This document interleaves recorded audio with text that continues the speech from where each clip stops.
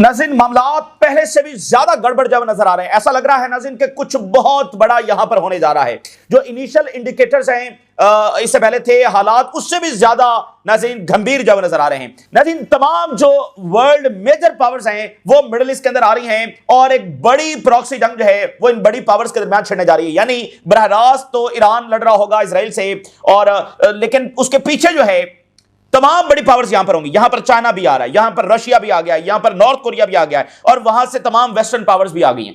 तो यानी एक ऐसी जंग जिसमें तमाम वर्ल्ड पावर जब वो शामिल हैं। तो वैसे जहां पर तमाम वर्ल्ड पावर शामिल हों तो उसको वहां से वर्ल्ड वॉर छिड़ने में कुछ ज्यादा टाइम भी नहीं लगता। इसलिए जो तमाम प्रीवियस यूएस एडमिनिस्ट्रेशन है, तमाम अमेरिकी सदूर और जॉर्ज बुश जैसे सदर जिन्होंने 6 मुल्कों के ऊपर अटैक किया, और ओबामा, और वो भी पूरी तरह से ईरान को डिस्ट्रॉय करना चाहते थे लेकिन नहीं अटैक कर सके ईरान पर। वजह यह थी कि यहां से मामलात बहुत खराब हो सकते हैं। पूरा पूरा खित्ता जब कैसे जंग के अंदर चला जाएगा कि वो कंट्रोलेबल नहीं होगा। इराक की जंग उनके हाथ में थी, बाकी जंगें कंट्रोलेबल थी। आप बाइडेन की भी पॉलिसी देखें तो उसमें भी उसने ये यकीनी बनाया है कि जो कुछ हो रहा है गजा के अंदर होता रहे। अगर लेबनान के साथ भी जंग छिड़ी है तो वहीं तक महदूद रहे। अगर ईरान के साथ वो जो ट्रू प्रॉमिस हुआ था वो भी एक हद तक जब वो कंटेन रहे। लेकिन यहां पर ट्रंप साहब जो करने जा रहे हैं ये सबके लिए तबाहकुन साबित होने जा रहा है। ईरान पर जंग जब मुसलत की जा रही है और ईरान इसको भरपूर तरीके से जब लड़ने के लिए तैयार है। इससे पहले ये खबरें हैं कि अमेरिका और इजराइल की जो तैयारी है वो बहुत मैसिव है और उनका ये असलहा आ रहा है, ये असलहा आ रहा है। लेकिन ईरान की भी तैयारी बहुत मैसिव हो गई है। एक तो अंदर तैयारी थी लेकिन अब जो रशिया और चाइना से जो सपोर्ट्स की रिपोर्ट आ रही हैं वो अनबिलीवेबल हैं। एक से बढ़कर एक खबर आपके साथ शेयर करने जा रहे हैं, और दोनों तरफ से इतनी मैसिव टेक्नोलॉजी का आना बता रहा है कि यहां पर कोई बहुत गंभीर जंग होने जा रही है, बहुत घमसान का रन जो यहां पर पड़ने जा रहा है। और यह भी पता चल रहा है कि ये यहां पर कोई राउंड नहीं होने जा रहा बल्कि ऑल आउट वॉर होने जा रही। आज ईरान के लिए बहुत बड़ा दिन है।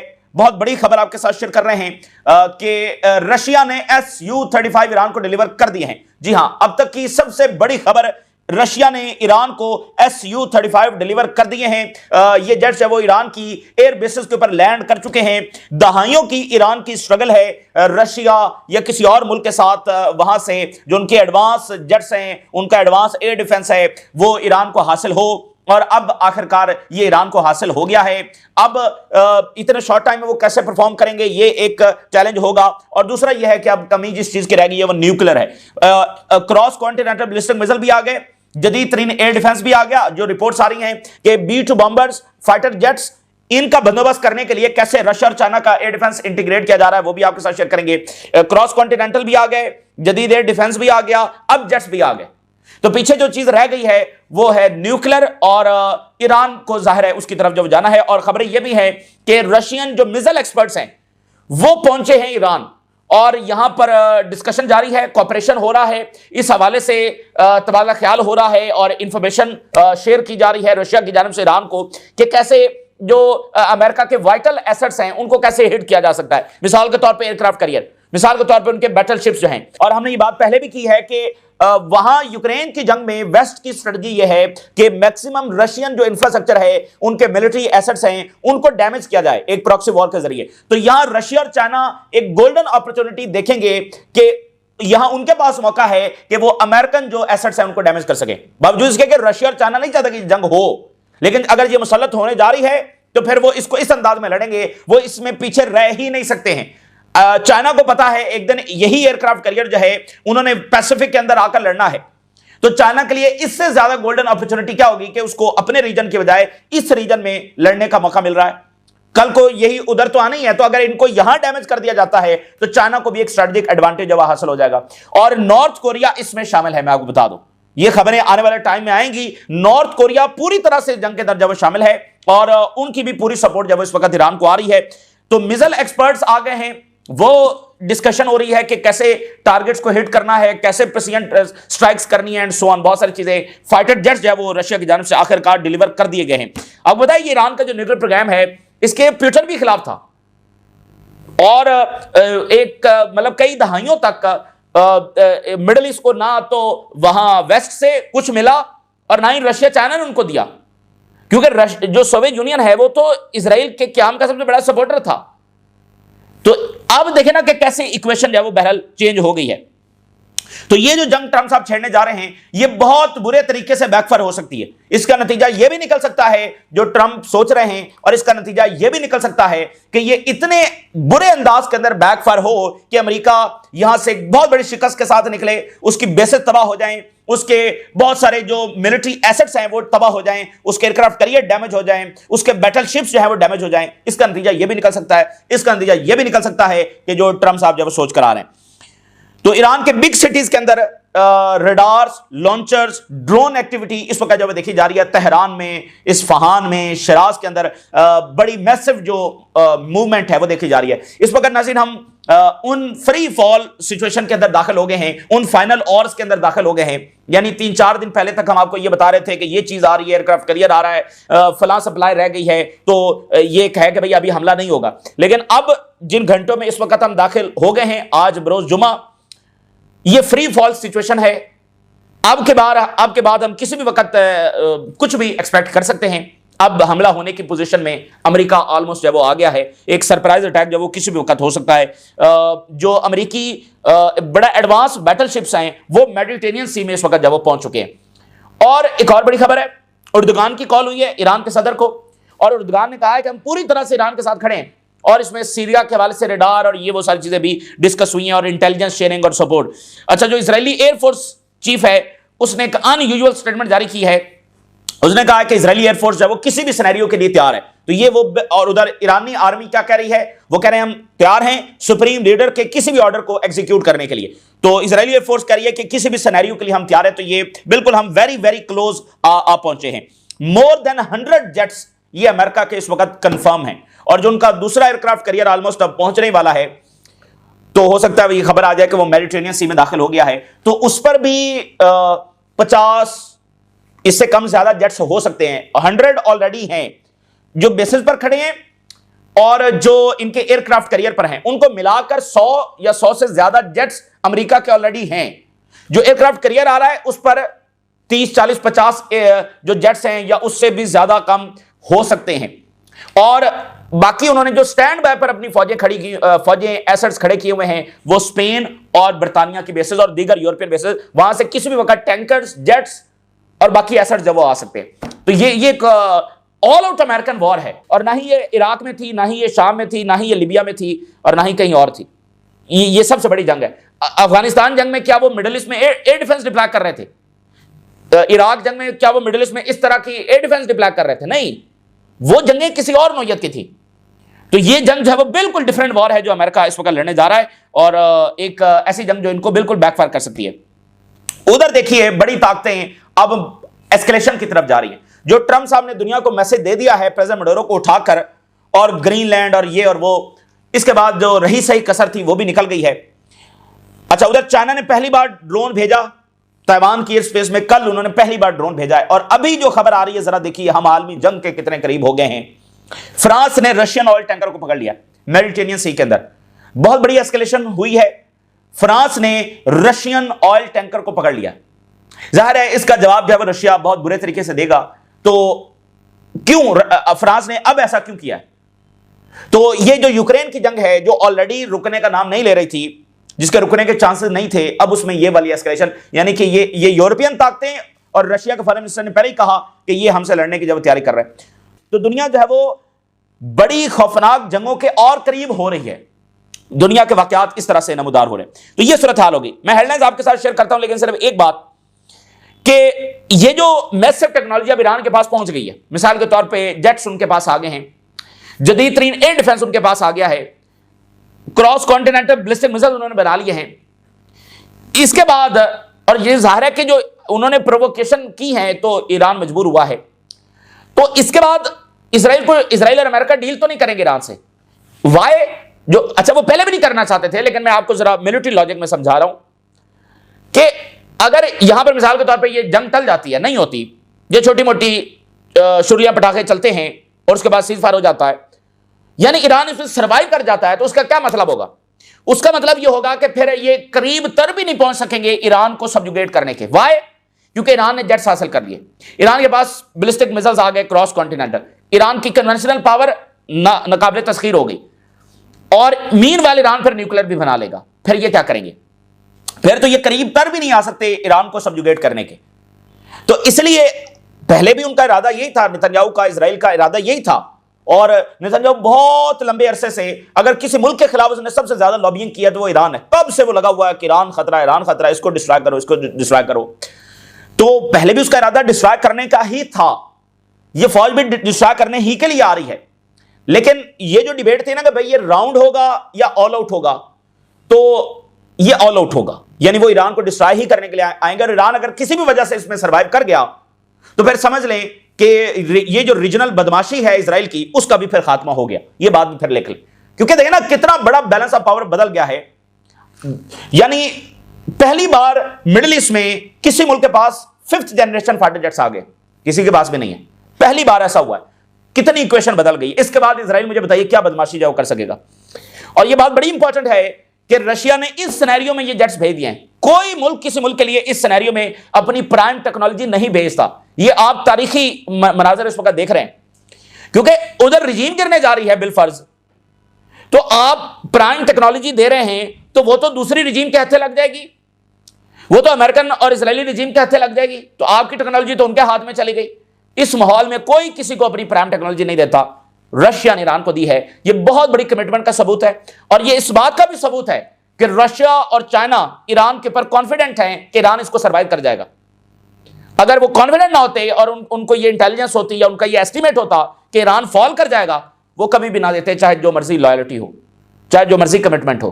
तो ये उनकी इंटेलिजेंस भी है, ये उनका कॉन्फिडेंस भी है कि ईरान इसमें जब वो सर्वाइव कर जाएगा।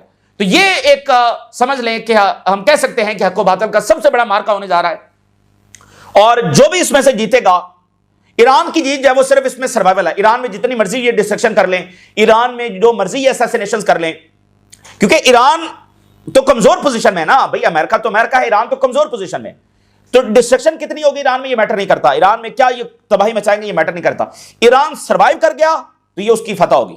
और अगर ईरान फॉल कर गया, यानी एक सेंट्रल अथॉरिटी वहां पर ना बची और लिबिया और शाम जैसे उसके हालात हो गए और इराक जैसे हालात हो गए, तो फिर यह है कि उनकी इसमें विक्ट्री हो गई। तो वो मिडिल ईस्ट में फिर अपनी ताकत को रीइंफोर्स करेंगे और फिर वो बाकी मुल्कों की तरफ भी आगे बढ़ेंगे।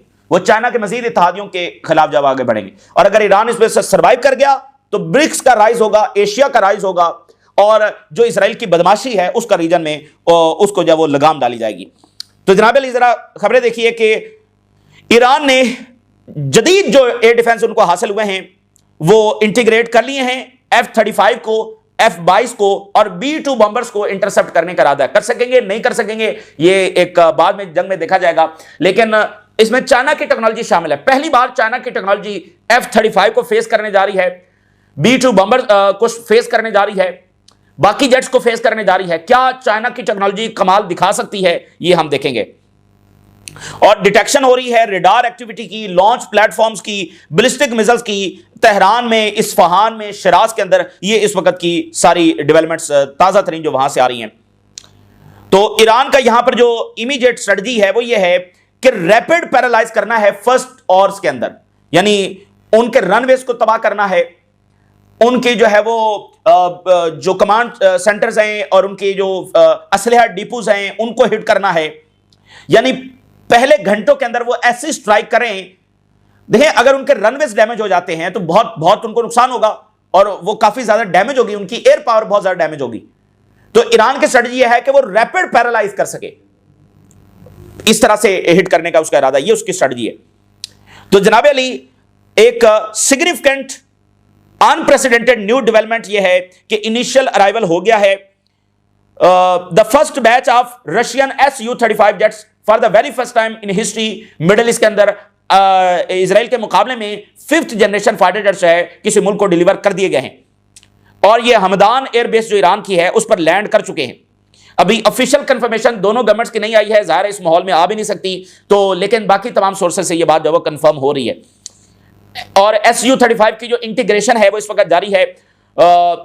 1-1.5 माह कबल जो है 2025 के अंदर ही रशिया ने, आपको याद होगा हमने रिपोर्ट भी किया था कि MiG-29 जब वो ईरान को डिलीवर कर दिए थे और जो ट्रेनर एयरक्राफ्ट्स हैं वो भी ईरान को डिलीवर किए गए थे। अच्छा, तकरीबन $7 बिलियन की ये डील है जो ईरान और रशिया के दरमियान हुई है, इसकी पेमेंट ईरान मुकम्मल कर चुका है। 48 Su-35 जब ईरान को मिलने हैं, तो इनकी प्रोडक्शन इस वक्त रशिया में जारी है। तो इसका पहला बैच जो है वो डिलीवर कर दिया गया है। टोटल वो 48 देंगे। तो देखें ना, अगर यहां से ईरान सर्वाइव कर जाता है, जो कि करेगा, ईरान सर्वाइव करेगा, और सब जो है वो देख रहे हैं और ज़ाहिर साथ दे रहे हैं, तो ईरान के पास Su-35 होंगे 48, और उसके बाद चाइना ज़ाहिर देगा। फिर ईरान को कौन पकड़ेगा, मुझे बताइए। फिर इजराइल की बदमाशी का खात्मा हुआ कि नहीं हुआ? फिर ये जो फलस्तीनियों के खिलाफ बदमाशी कर रहे हैं, फिर तो सारी इक्वेशन ही चेंज हो जाएगी। तो वो एक ऐसी जंग लड़ने के लिए आ रहे हैं कि ईरान को बिल्कुल तबाह बर्बाद कर दिया जाए और कोई सेंट्रल अथॉरिटी यहां पर ना बचे। लेकिन मैंने आपको बताया कि ये बैकफायर ऐसे होगी कि बिल्कुल इस प्रोजेक्ट का ही खात्मा हो सकता है। इस प्रोजेक्ट की सारी जो बदमाशी है उसका खात्मा हो सकता है।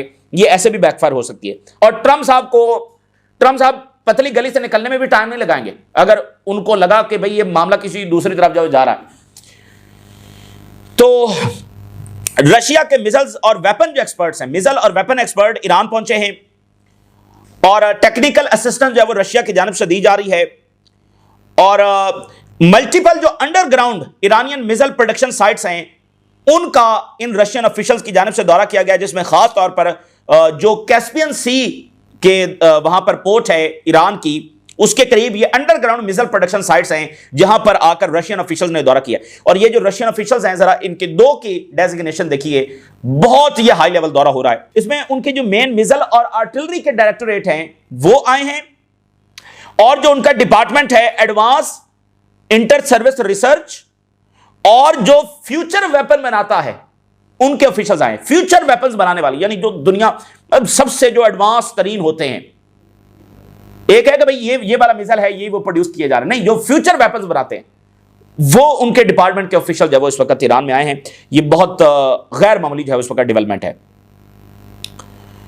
तो उधर उर्दगान ने ईरान के सदर को फोन किया। बहुत इंपॉर्टेंट कॉल है, बहुत इंपॉर्टेंट कॉल है। टर्की रीजन की यानी सबसे बड़ी मिलिट्री पावर है। ईरान और टर्की सबसे बड़ी मिलिट्री पावर्स हैं, तो टर्की का साथ ईरान के लिए बहुत बहुत इंपॉर्टेंट होगा अगर टर्की साथ खड़ा होता है। कई हवालों से, इंटेलिजेंस के हवाले से आगे पीछे, लेकिन टर्की की लिमिटेशंस भी हैं कि अमेरिका बरह रास्त आ रहा है तो फिर ईरान की मदद कैसे करेगा। लेकिन जाहिर है कि अगर आज टर्की नहीं करेगा तो कल फिर इसराइल निशाना टर्की पर ले रहा है, और सीरिया में जो उसके में अज़ाइम है। खैर, तो उर्दगान टेल्स ईरान पोजीशन, टर्की ये चाहता है कि ईरान में स्टेबिलिटी हो। टर्की ईरान की डिस्ट्रक्शन नहीं चाहता, टर्की ईरान की डिस्टेबलाइजेशन नहीं चाहता। In call with Iranian counterpart, Erdogan says Turkey opposes foreign intervention in Iran. हम किसी गैर मुल्की मुदाखलत को कबूल नहीं करेंगे। और उन्होंने कहा कि मैं क्लोजली मॉनिटर कर रहा हूं ईरान के अंदर जो वाकयात हो रहे हैं। टाइम्स ऑफ इजराइल ने लिखा, Turkey opposes foreign intervention in Iran, Erdogan tells Iran position. और ताजा तरीन जो डेवलपमेंट्स हैं वो इसमें जो डिस्कस की गई हैं। जाहिर है वो ये भी खबरें हैं कि सीरिया में रेडार लगाए गए हैं। ईरान टर्की से यही चाहता है कि वो सीरिया में आएं और ये रेडार्स वगैरह ये सिस्टम्स लगाएं। तो ये इस बारे में बात हुई होगी। एक्स यूएस कर्नल, उनका एक एनालिसिस मैं आपके सामने रखता हूं। उन्होंने कहा कि tens of thousands of American फौज वहां पर बैठी हुई है अक्रॉस द रीजन, लेकिन वो बड़ी वल्नरेबल बेसिस हैं। ये कोई ऐसी फुल प्रूफ बेसिस नहीं है, तो वो डैमेज हो सकती हैं। और इसराइल और अमेरिका ईरान के जो की लीडर्स हैं उनको हिट करने की जब वो कोशिश करेंगे, लेकिन ईरान ने बैकअप प्लान्स वो तैयार कर रखे होंगे। तो अगर ये मामला एस्केलेट होता है तो ये पूरे रीजन में फैल जाएगा और ये हार्ड टू कंट्रोल होगा। दूसरी तरफ जो यूएसएस रोजवेल्ट है, जो एडवांस बैटलशिप है, वो मेडिटेरियन सी में दाखिल कर गया है। वो मेडिटेरियन सी में डिप्लॉय होगा या रेड सी में आएगा या आगे पर्शियन गल्फ में आएगा, ये देखना है। ये लेकिन ये लेयर दर लेयर ये सारा एयर डिफेंस और ऑफेंसिव वेपन जब वो आ रहे हैं। तो इस वक्त मल्टीपल स्क्वाड्रन जो है वो अमेरिका ने डिफरेंट जगहों पर डिप्लॉय किए हैं। प्राइमरली सबसे ज्यादा कहां पर, जॉर्डन में, कतर में उनकी डिप्लॉयमेंट है, साइप्रस में है। 35 F-35 की अब खबर आ रही, 35 F-35 है जो इस वक्त स्टेशन है। और इसके अलावा F-22 के स्क्वाड्रन हैं, F-35 के स्क्वाड्रन हैं जो डिप्लॉय हैं। और इजरायली एयरफोर्स का चीफ कह रहा है, we are on alert for any scenario. ये बड़ी इंपॉर्टेंट। अब देखें ना, स्टेटमेंट्स कहां से आ रही हैं? पॉलिटिकल लीडरशिप से नहीं आ रही, मिलिट्री लीडरशिप से आ रही है, दोनों तरफ से। उधर ईरान की आर्मी ने कहा, उनके सेंट्रल हेडक्वार्टर ने कहा कि सुप्रीम लीडर के ऑर्डर का इंतजार कर रहे हैं। आईआरजीसी के कमांडर ने कहा कि हमारे हाथ ट्रिगर के ऊपर हैं।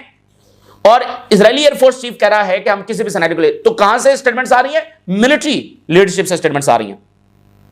उसने कहा कि इजराइल की जो एयरफोर्स है इसकी लीथल स्ट्राइक कैपेबिलिटी है और हम डीप इनसाइड जाकर ईरान में जब वो हिट करेंगे। अच्छा, अब मैं एक सिनेरियो आपके सामने रखता हूं, वेरी इंटरेस्टिंग, जरा जंग की स्ट्रेटजी को समझने के लिए, फिर इसको जल्दी से जब वो वाइंड अप करेंगे। जॉर्डन में अब अमेरिका प्राइम उसकी ये बेस है। गल्फ ने तो कहा कि हम नहीं देंगे और हमारी एयर स्पेस भी इस्तेमाल ना की जाए, हमारी बेसिस भी इस्तेमाल ना की जाए, लेकिन अमेरिका है वो कर भी सकता है, इनकी मर्जी के बगैर भी कर सकता है।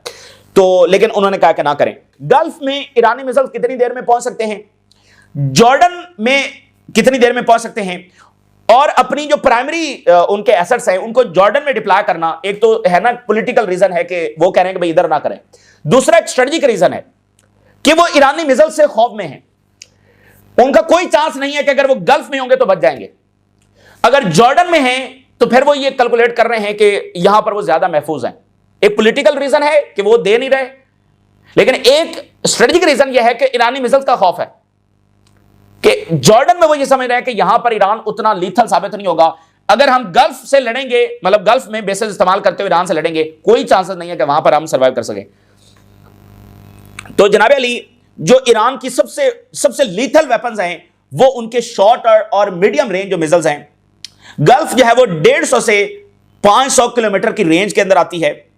तो इस रेंज में, यानी जो 150 से 500 किलोमीटर रेंज वाले ईरान के पास मिसाइल्स हैं, वही सबसे ज्यादा घातक हैं और यहां तक पहुंचने में 2 से 5 मिनट लगेंगे। तो जाहिर है 2 से 5 मिनट में उसको रोकना बड़ा मुश्किल है और इसमें ईरान को हाई एक्यूरेसी हासिल हो जाएगी, करीब है ना, और destructive launch and attack speed होगी, स्पीड बहुत ज्यादा, 2 से 5 मिनट के अंदर पहुंच जाएंगे।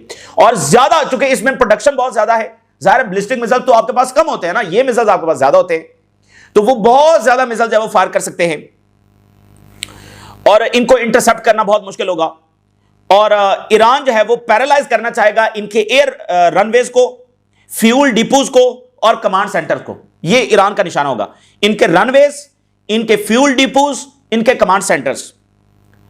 और वाशिंगटन ये चाहता है कि इस रेंज से वो बचे, यानी वहां गल्फ की बेसिस में को वो बिल्कुल सिक्योर नहीं समझ रहा और वो समझ रहा है कि ये तो जाएंगी जाएंगी, मतलब अगर वहां पर हम ये सारे एसेट्स लाकर खड़े कर देंगे तो उनका बचना बड़ा मुश्किल है। जॉर्डन में वो समझ रहे हैं कि यहां से मामला डिफरेंट होगा। जॉर्डन की जो रेंज है ये 1200 से 1500 किलोमीटर है, यानी यहां पर ईरान को दूसरे मिसाइल इस्तेमाल करना पड़ेंगे। यहां तक जो उनके मिसाइल पहुंचने में टाइम लगाएंगे वो 10 से 15 मिनट है, वहां से 2 से 5 मिनट है, 10 से 15 मिनट ज्यादा टाइम है, जाहिर है। अर्ली डिटेक्शन सिस्टम उनके हैं तो ज्यादा उनको टाइम मिलेगा, ज्यादा इंटरसेप्शन उनके पास अपॉर्चुनिटीज आ जाएंगी 15 मिनट, और फिर एक लंबा फासला तय करके वो आएंगे। और इसमें ईरान को मोस्ट जो एक्सपेंसिव मिसाइल्स हैं, क्योंकि रेंज ज्यादा है, तो वो इस्तेमाल करना पड़ेंगे। और अमेरिका ये कैलकुलेट कर रहा है कि इससे उनकी जो एक्यूरेसी है वो लेस होगी, इतना दूर आकर वो जेट्स तो उनके पास है नहीं, तो मिसाइल्स इतनी एक्यूरेसी नहीं दिखा सकेंगे और ज्यादा बड़े नंबर्स में वो फायर नहीं कर सकते क्योंकि उनके पास ये इतने ज्यादा नहीं है। तो ईरान ये चाहता है कि वो एक रैपिड डिस्ट्रक्शन करे अमेरिकन एसेट्स की, रैपिड डिस्ट्रक्शन, जिससे इमेज ऑफ जो अमेरिकन प्रोटेक्शन है वो डैमेज होगा और पहले घंटों से ही वो एस्केलेशन डोमिनेंस हासिल कर ले, यानी इनसे भी बड़ा हमला वो करके दिखा, यानी एस्केलेटरी जो रियलिटी है वो पहले ही घंटों में इंपोज कर दे। तो जो गल्फ है वो डेंजर जोन है, अमेरिका उसको समझ रहा है। तो US move reflects genuine fear of Iran short range missiles, तो शदीद खतरा है, डर रहे हैं वो ईरानी इन मिसाइल से।